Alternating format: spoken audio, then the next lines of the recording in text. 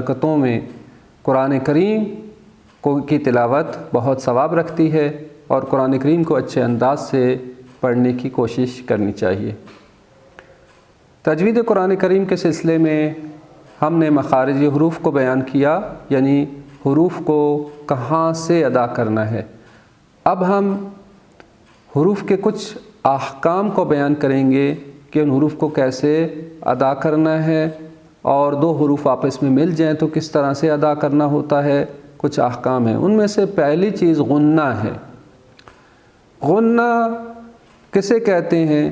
غنہ یعنی آواز کو ناک میں لے جاتے ہیں اور ناک میں تھوڑی دیر اس کو روکتے ہیں، ٹھہراؤ رکھتے ہیں، تھوڑی دیر روک کر ادا کرنا۔ اور غنہ بہت سارے حروف ایسے ہیں جن میں غنہ ہوتا ہے۔ غنہ کی مقدار یہ ہے کہ ایک الف کے برابر ہے، یعنی ایک الف کے برابر کا مطلب یہ ہے کہ مثال کے طور پر ایک انگلی بند انگلی کو ایک دفعہ کھولنا، اور اس طرح سے ایک انگلی کے بند انگلی کو کھولنے کے برابر، یہ ایک الف کے برابر ہے، یعنی تقریباً 1 سے 2 سیکنڈ اتنا ادا ہم نے کرنا ہے۔ جہاں پہ نون مشدد ہو، یعنی نون کے اوپر شد ہو یا میم کے اوپر شد ہو، وہاں پہ غنہ ہوگا۔ مثال کے طور پر ان، یہاں پہ اس کو تھوڑی دیر ہولڈ کر رکھیں گے، یعنی روکیں گے۔ ان عم، اسی طرح سے جہنم جمن، تو نون مشدد یعنی نون کے اوپر شد ہو اور میم کے اوپر شد ہو تو وہاں پہ غنہ ہوگا، آواز ناک میں جائے گی اور تھوڑی دیر اس کو روک کے رکھیں گے۔ اسی طرح جہاں پہ اخفاء ہوتا ہے وہاں پہ بھی غنہ ہوتا ہے۔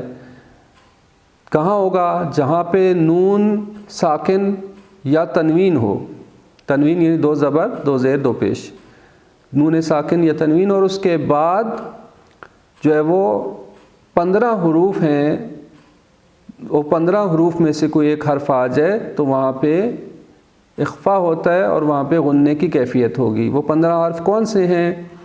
تا، ثا، جیم، دال، زال، زا، سین، شین، صاد، ضاد، طا، ظا، فا، قاف اور کاف، یہ 15 حروف ہیں۔ ان میں یہ نون ساکن کے بعد جب یہ آئیں یا تنوین کے بعد آئیں تو وہاں پہ اخفاء ہوتا ہے اور وہاں پہ غنہ ہوگا۔ مثال کے طور پر انسان، یہاں پہ اخفاء ہو رہا ہے اور آواز ناک میں جا رہی ہے، ہلکا سے ٹھہرائیں گے۔